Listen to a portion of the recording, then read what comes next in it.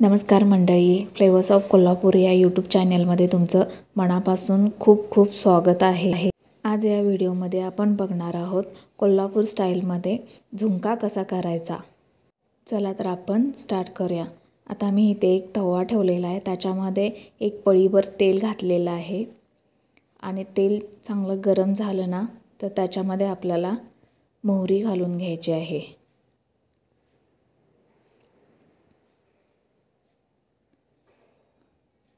साधारण मोहरी आपल्याला तडतोड द्यायची, म्हणजे झुणक्याला या खमंग असा मोहरीचा वास येईल।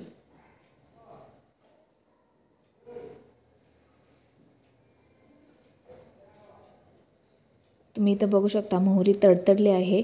आता मी याच्यामध्ये बारीक मीडियम आकाराचा एक कांदा चिरून टाकलेला आहे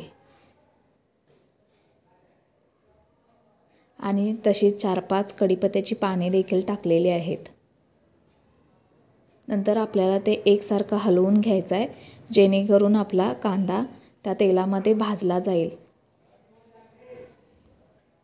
हा कांदा आपल्याला थोडासा तांबूस कलर येईपर्यंत भाजून घ्यायचा आहे।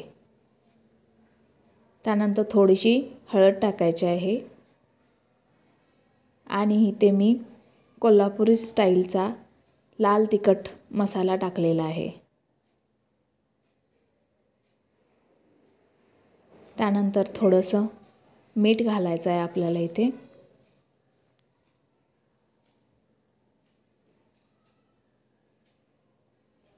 आणि परत ते एकसारखं हलवून घ्यायचं आहे।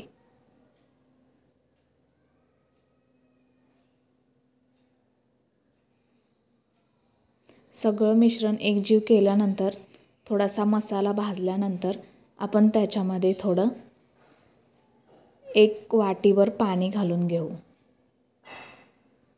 हा झुणका 2 माणसांच्यासाठी पुरेसा आहे। तर इथे तुम्ही बघू शकता 1 वाटीभर पाणी घातलेले आहे।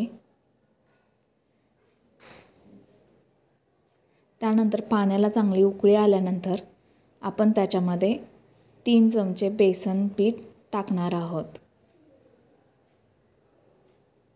त्यानंतर ते बेसन पीठ व्यवस्थितपणे असं हलवून घ्यायचं, जेणेकरून त्या बेसन पिठाच्या कुठेही गुठळ्या राहता कामा नये।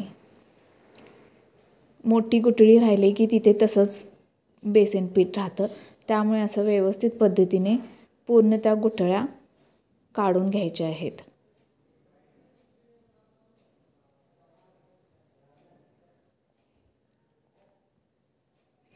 त्यानंतर असं थोडंसं भाजून घ्यायचं आहे। बघू शकता तुम्ही इथे की साईडला त्या झुणक्याला कसं कडेनं तेल सुटलेलं आहे व मी थोडीशी वरून कोथिंबीर सुद्धा टाकलेली आहे।